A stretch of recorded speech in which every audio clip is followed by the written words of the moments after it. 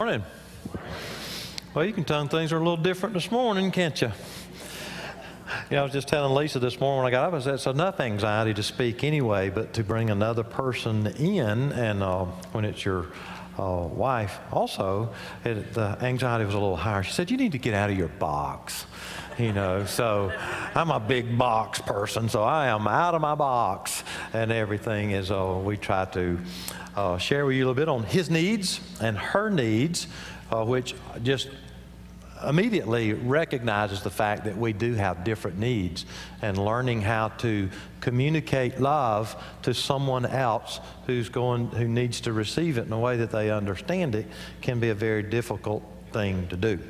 I don't know if this lady was in our church or not, but I don't know if she was talking about her husband had come home, and he was evidently trying to put into practice the things that we've been learning, and he was wanting to be a blessing to her and to let her know how much he loved her. He was coming in from working out, and of course he was just sweaty. He had the sweatshirt on and soaking wet and dirty and all that. He said, honey, I'll do the wash.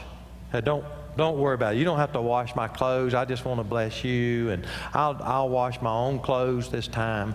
And so, I mean, she's a little surprised, you know, and he goes into the laundry room, and it's quiet for a long period of time.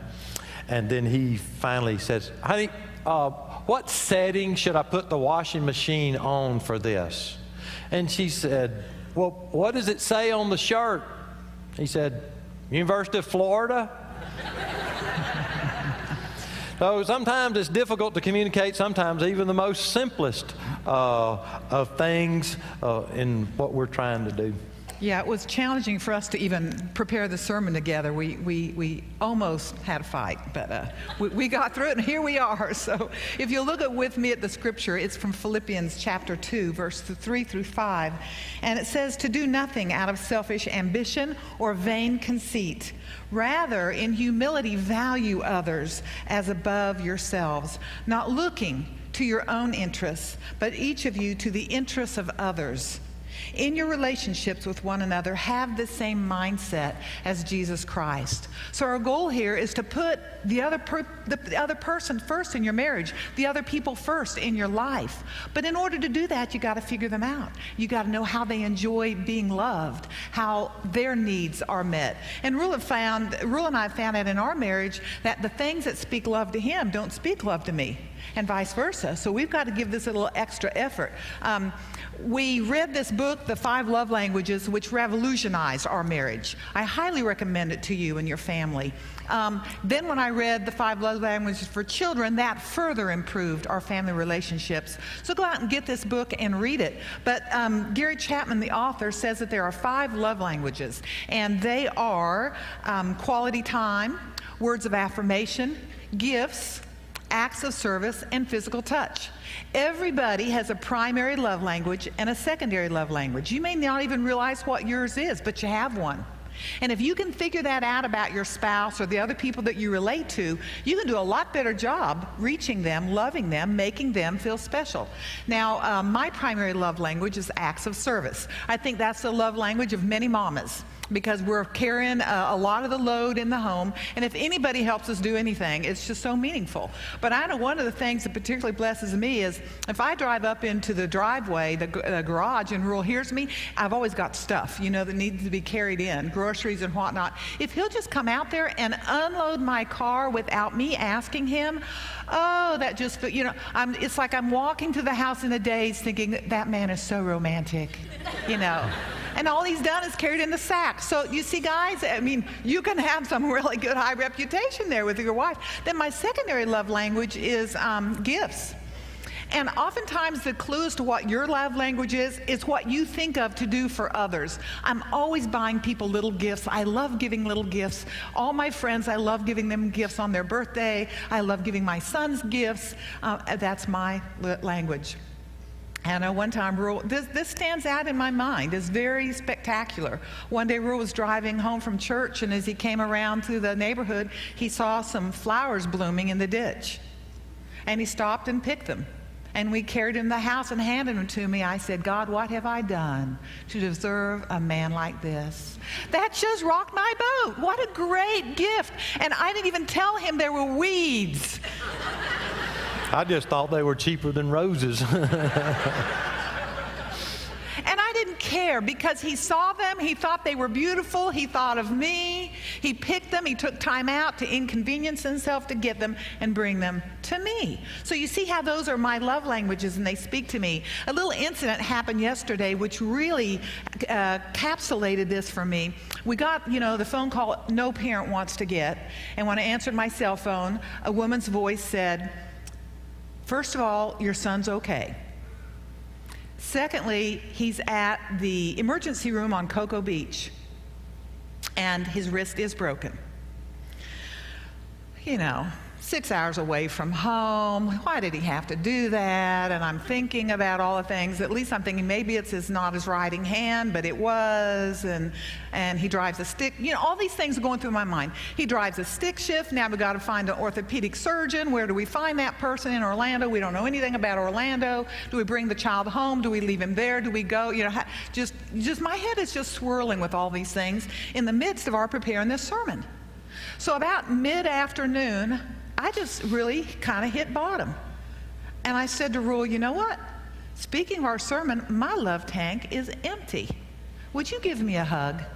And he gave me a hug, and it meant absolutely nothing to me. And I'm thinking, why didn't that help? But anyway, because even while he was hugging me, I'm thinking, how are we going to find a doctor? How are we going to get a car he can drive to him? How is he going to finish semester? He's going to lose his scholarship. All these things are rushing through my mind. And the bottom line is, and I'm in charge. Another mess, and I'm in charge. Another crisis, and I have to figure out how to solve it. And that dirty rat isn't going to help me one bit. That's what I'm thinking. And this hug means nothing. So anyway, I go in there to get on my computer to start Googling, orthopedic people and Facebooking. I got a lot of great answers on Facebook. And Rule said the words I love to hear, what can I do to help? And I said, well, you know what would really help if you call your buddy who's a pastor in Orlando, and if you call our friends who used to live there, maybe they have some information, maybe they know. He started right out making those phone calls. And I thought, I am married to the most wonderful man in the world. Do you see what I'm saying? Because that's my love language, acts of service. So you can give your spouse a gift, but if it's the right gift, it means everything. And if it's the wrong gift, it means almost nothing. So figure it out, folks, which is the right gift. One of the things that help you to figure it out, if you could go to, it's 5lovelanguages.com. It's up there on the thing. You can write that down. And they've got the little thing where you can go online and answer the questions in probably about 5 minutes or so. So if this is a new concept to you, I just really encourage you because it applies across the board. Your children have love languages. Your best friend has a love language. So in all of our relationships here, what we're trying to do is get beyond our self-interest and love other people like they need to be loved. And so what I have to do is find out, what makes them feel loved. And unfortunately, it just seems, not unfortunately, but it just seems like most people marry people of opposite or different love languages. Our oldest son married his wife, and they had the same love language, and we just look at each other. Cheating. Totally cheating. That's not fair. That's not fair. And, occasionally now I'm tempted a little bit to think, I wish her love language was words of affirmation. I mean, how easy would it be to just say, honey, you are really the best. And I'm done. Instead I got to go get the stuff out of the car, So acts of service takes a lot more effort, I think, than some of the others. But anyway, so find out what yours is. And mine, the primary one is quality time. With the emphasis on quality. I want time. And that's how I communicate that I care for people, and that's how I get the communication. If I'm having trouble getting somebody's time, I think, well, they must not care very much about me. So I want Lisa's time, and I want it quality time. I want her undivided attention. So when she calls me at the end of the day and she's working and and says, let's meet at Turkey Creek and go for a walk, before we go home. And, I said, yes, I'd love to do that because I know that I'm going to be alone with her, and we can debrief our days and we can talk. I've got her undivided attention, all before we ever even get home. So we've gotten off to a real good start from that. And it's just we like to go out to eat, and it's not just to go out to eat that I like to do. I've got her again, just each of us, and I've got her undivided attention. So quality time communicates that very importantly. I remember one Valentine's Day, we both decided to get the same kind of bicycle. Sometimes we want to exercise together, but I had this faster bike and she had a slower bike, and so I hadn't even broken a sweat by the time we get back home. So we got the same bikes, so it enhances my quality time experience with her in doing that. But my secondary one is physical touch. And it's not like I'm a big hugger or even want her to hug me. It's just being in physical proximity or a touch, a pat on the back or anything. In fact, anytime anybody touches me, it communicates caring. And do that. And when our sons left, we fixed up a little media room in our house once they got gone. But the piece of furniture we put in there was a love seat, just a kind of little two-seater right there. And so I love for her just to sit next to me while I'm watching football. As long as he has the headphones on, though. So I put the headphones on, and I can watch football. And she can do whatever she wants to do, but she's just sitting right next to me. And, I'm very close to her, or I'm touching her or something like that, and that's all I need to feel that way. So that's a great metaphor. In fact, we're going to give you 3 metaphors today, but this whole love language is a great metaphor. And then the second one would be love tank. Now, immediately when I think of a tank, I'm a guy, and I start thinking about motorcycles and cars and things like that because they all have gas tanks. And it's a good relational metaphor to think about, too. You can have the best, most expensive car in the world sitting in your garage, but if you don't have gas in the tank, it's worthless. It won't go anywhere. It won't do anything. You got this Ferrari sitting there, but no gas.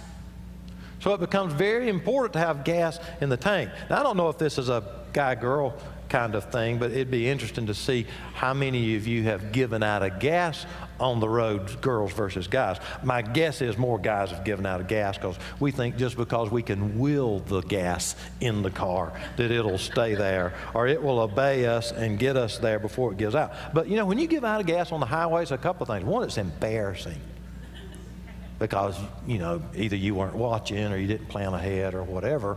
But 2, it's a big pain, because now you got to deal with it, and you got to go get the gas and pour it in and all of that. But if you notice the car, one of the things that happens, it's not like it just stops on a dime.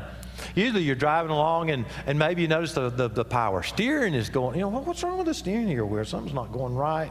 And so then you press the gas and it's not responding, and oh no, I'm out of gas. Now you say, well, maybe it'll coast to the gas station or something like that, so it coasts. So, what happens is that you run out of gas, but it's not like it just immediately stops, and our relationships are like that too. It's important to fill up the tank, but every time you drive the car, you're using the gas. So every time you're involved in a relationship, you're using up the gas in the tank, and if you're not careful, you can run out of gas, mm-hmm. And that's. And you can pretend that this is your gas tank that you have, that's your love tank. And when you're dating or courting someone, oh my goodness, he's just pouring tons of love into your life. And, do you remember our first date? We stayed up till 2 in the morning talking. Yeah, you didn't get that anymore, did you? Case in point, that talking thing. Gifts and sharing things together, and words of affection, words of affirmation, lots of touches, lots of kisses, holding hands. That cup is so full. And then you get married, and the realities of life hit. You can't get a job. You can't support her. You're struggling, you're fighting, you're fussing about finances. You have a little child. He's up all night long. He never sleeps. You're irritable, you're grouchy, you're blaming one another for all the problems that you have in your home. Then, you start having in-law problems. Do we have to go to your mother's house again? And you fuss and fight and argue about that. Before you know it, the realities of life hit, and what's happening, if you're not continuously pouring more love into your spouse, it very quickly can give out. And there are certain times of life when there are a lot more stressors. Like yesterday, I was buzzing along just fine until I got that phone call, and the stress of all that hit me so hard that diminished my tank very quickly. So you need to be in tune with that. So the question then arises, how do we keep it full? How do we do that? That brings me to the third metaphor that we use as a love bank. A bank helps me to understand things too, because you talk about deposits and withdrawals. Now, deposit in the love bank is when you're doing positive good things. It's when I want to bless Lisa, and when I'm encouraging her and ministering to her, and I'm thinking about her needs and all that. Those are big deposits. So every time I do something, every time I bring the groceries in, and every time I bring the flowers, every time I do those kinds of things, that's a deposit. But also, it's like, when you first get married, everything's all full. You've had great deposits, all the romantic things and the honeymoon, all that. But then you settle down in life, the children come along, and you get in a routine of making withdrawals. And so it begins to go down. And the problem comes there is if you make more withdrawals than you do deposits, you can get in trouble, and you get this little notice from the bank that says overdrawn. Every Friday, I get a little text from Bank of America that gives me my balance in my checking account. And I thought, that's kind of neat. Every Friday, they just let me know where I stand. And I've thought, now that's what I need in the love bank. Every Friday, I just need Lisa. I think I can do that. I think I can. Just text me and tell me how I'm doing, okay? Just tell me where the love bank is. Do I need to make some more deposits? And the problem is, if you keep taking out more than you're putting in, after a while, you're in that overdrawn status. And if you stay overdrawn too long, and we often do this, it's amazing how long we will stay in the overdrawn status. The bank, after a while, just finally send you a letter and say the account's closed. And relationally, those are the divorce papers. It says, the person just says, I don't have anything else. I am empty. There's nothing there. And it's sad when that gets to that point. One of the things that complicates it is trying to make a deposit that's not really a deposit. And it's interpreted as a withdrawal.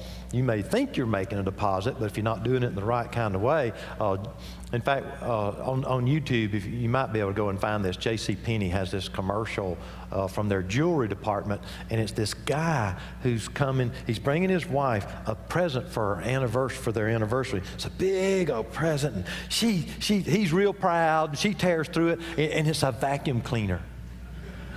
And she looks at him and says, "You gave me a vacuum cleaner for our anniversary?" "Yes, honey. It's going to be the best vacuum cleaner that you've ever owned in your entire life. It's got dual bags." He still doesn't get it, And she drags him out of the house, into the backyard, into the back 40, and there's a little dog house out there. She says, "Get in there." And he gets in there, and it's a cute little thing. He goes down this chute, and ends up in this big room where all these other guys are. And he said, "Where am I?" And said, "You're in the doghouse." He said, "What'd you do?" He said, "I don't know." He said, "All it is, I gave her a gift." They said, "What'd you give her?" "A vacuum cleaner." And they all began laughing. He said, "It had dual bags." And they're all just laughing. They start calling him Dual Bags. Said, oh, Dual Bags doesn't even know why he's down here. So anyway, learning how to make the correct deposits and the right things in terms. That's why we asked the question in our survey, what are those things that your spouse does that makes you feel closest to them? We had over 400 people in our congregation to take this test, and it gave us a lot of feedback, and we thought y'all would like to know it. The question was, what are the things your spouse does that makes you feel closest to them? So I'm going to tell you what the women said, and I'm going to coach you men up so that you can improve your marriage. The 20s and 30s group said this, number 5. They said he shares thoughts and feelings, and that was a dead tie with he provides a sense of security. 4 was expresses admiration or he compliments me. 3 was he has fun with me. 2 was he cares for children. And 1, he demonstrates affection. He listens to me. Now, of all these 5 things, only number 2 eventually drops off the list, and you know why? Those kids grow up and leave. We don't need to care for them anymore, except in crises. And and then in the ages 40s and 50s, the 5th thing was he expresses admiration. He compliments me. 4, he has fun with me. 3, he shares his thoughts and feelings. 2, he listens to me. And number 1, he demonstrates affection. And then if we bump up to our ages 60 through 70, we see that number 5, he gives a tender touch. 4, again, shares thoughts and feelings. 3, provides a sense of security. 2, expresses admiration and compliments me. And 1, demonstrates affection. Now, that's a whole lot of stuff right now, but let me tie it together with just a few pointers, men. In all of these lists, the number 1 thing was he demonstrates affection. That's the number 1 best thing you can do for your wife, is demonstrate affection to her. But how are you going to do that? You got to learn her love languages so that when you make a deposit, I mean, if I go down here to the Bank of America and I can make any deposit I want, I'd rather make a $1,000 deposit than a 10-cent deposit, right? You can make a 10-cent or a $1,000 deposit with your wife when you know her love language. So that's why that's so important. So demonstrating affection is just critical in your relationship and in your relationship with all your family members. The second thing which kind of stuck out to me was expressing admiration or complimenting her is really big. And I'm just thinking, come on, guys, how easy is that? That is so easy. You can say 1 sentence, and that's one of the most important things she wants. You can compliment her. You can compliment her on her skin, her hair, her clothes. If she's wearing a new outfit, notice it and tell her if it looks nice on her, don't lie. If she wears an outfit that's 20 years old, say, wow, it's impressive that you can still get into that, honey. You know, that would be. That'd be a big one. You can think of something to compliment her for. Compliment her work, compliment her skills, compliment her food, compliment her mothering abilities, compliment anything she does that blesses you in any way. Mention it. And that's just so easy. And you're filling her love tank up when you do that. And then the third thing which caught my attention was in every age group we had this issue of sharing your thoughts and feelings. Women want their husbands to tell them what they're feeling and what they're thinking. A question I often ask Rule, because he's a thinker, and he gets into these modes and he thinks. When we're driving down the highway, long periods of non-talking. I just don't get that. You know, so after I get so bored of that, I finally look at him and I say, what are you thinking, honey? And his usual answer is this: nothing. That's a whole category for men, you know. And this is my part. You sit down. You sit down. And I'm thinking, I know you're thinking something you don't want to tell me. You don't want to share your deepest inner thoughts with me. So I have this suggestion, guys. If you really are thinking nothing, which none of us really believes, but if you are, make something up. Here's a good line. Honey, I'm thinking about you and how beautiful you are and how you bless my life. So now you've done 2 things in 1 sentence. You've complimenting her and you've also shared your feelings and thoughts with her. Win-win. But anyway, the point is, share your thoughts and your feelings. And then girls, listen when they do. Listen with all your attention. When a man comes into your world, a son or a husband or a boyfriend, and he starts talking, stop everything you're doing and give them your focused attention. Okay, I'll try to cover the guys here in our remaining time. In the 20 and 30-year-olds, you know, what does she do that makes me feel closest to her? The 5th answer was gives a tender touch. 4th was expresses admiration and compliments me, shares thoughts and feelings. Those were 3 answers, but they were the same amount of number. Then the number 3rd was cares for our children. When she's caring for our children, I feel close to him. Number 2 was sexual intimacy and has fun with me. And then the number 1 was demonstrates affection and listens to me. Then we get to the 40s and 50s. The fifth answer was cares for our children or gives a tender touch. Number 4 was sexual intimacy. In fact, we've got 4 decades here of where men put on their top needs sexual intimacy. And I'd like to point out, it didn't occur at all on the ladies. Now that wasn't personal. That wasn't my answer. That was theirs. We're not going there today.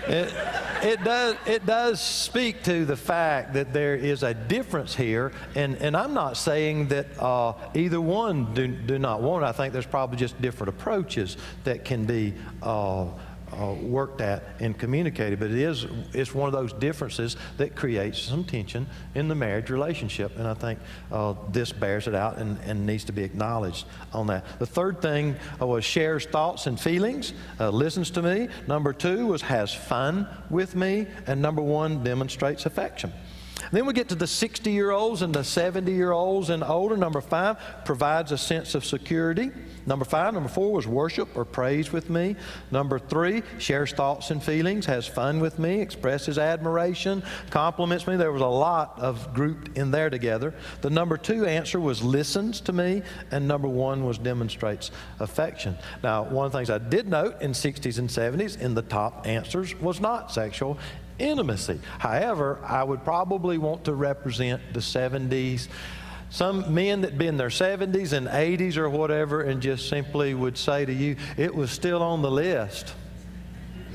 Might not have been in the top 5, but it's still on the list. And that would be a typical good male answer. Now, there's some things I saw there together. All of them had expressed admiration. You know, ladies, men want you to take pride in them. They want you to respect them. And anytime you support them and with your trust and your verbal encouragement and admire them and take pride in them, that is just a huge need. And I think the need for men, that starts in kindergarten. Just as soon as a little boy can say these words, watch this, he's going to be trying to impress some little girl. And it starts this whole knight in shining armor and rescuing the damsel. I mean, that's not fairy tale stuff. That's just a reality and how it is. And sometimes women criticize men and say, they got this fragile male ego.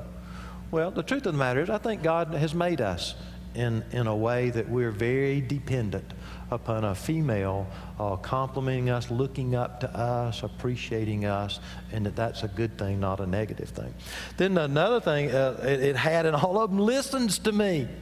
I thought the women were complaining that the men didn't talk. The truth of the matter, I mean, here they all are saying, listen to me. I think that the truth of the matter is men want to talk. It's just they won't talk about the things that they want to talk about. And they need some space, they need some room and some invitation to do that. I remember a guy in one of our previous churches, he was the quietest guy you'd ever seen. And Lisa took him on as a project at one Wednesday night supper to see if she could get him to talk. I had told her that he likes muzzle-loading guns. So she sits down and says, Rule tells me that you like muzzle-loading guns. And I don't think she had to say another word the rest of the night. We talked all evening. Guys like to talk. They want to talk. They just need space and time in the things that they want to talk about. And then the whole matter of sexual intimacy that occurs there, it is one of the most powerful needs of men, if not the most powerful need that is there. So, what we have here is a situation where his needs are different from her needs, and we are all trying to find some way that we can meet those needs and get out of ourselves and look to the other. Now, we would not be perfectly honest with you if we didn't say to you that we have not done this perfectly. There's been times in my life that I have been obsessed with the church and overwhelmed with things that needed to be done, and I've made more withdrawals than deposits and have allowed things to go on a lot longer than they should have. Yes, and I think in my side of things, there have been times when the needs of the children were so overwhelming that he just really fell off the radar screen, and all my efforts and concern and care went pouring into them. It really almost took an intervention for me to realize that I was very much neglecting the emotional needs of my husband because I was pouring everything into them. So I think we all get into these spots in our life, and we need to be shaken out of them and realize this relationship is the one that's going to last forever. Our children actually grew up and left. It's wonderful if you're not there yet, you know, and now it's all about us. And someday he'll retire and we won't be pastoring churches, you know, and it'll still be all about us if we're both alive. So this is the primary relationship God wants us to pour ourselves into. And there's been points and times where we've been stuck and we've needed somebody objective and a third party to help us and to get us unstuck and to give us insight into what was going on. And there's nothing wrong with seeking help. And I encourage that for any of you. So I hope that today, that you walk away today saying, you know, maybe we need to press the reset button. Maybe we need to do some things differently. Maybe I need to learn what your love language is so I can better love you and make that commitment to you. But whatever it is, I want to move forward. So let's pray together. Thank you for listening to our message today. I hope that you've been inspired to act upon what you've just heard and become a doer of the Word. Feel free to contact us through the information on the screen or through our website. Better yet, if you're ever in the Niceville, Florida area, feel free to stop by and visit us at the Niceville United Methodist Church.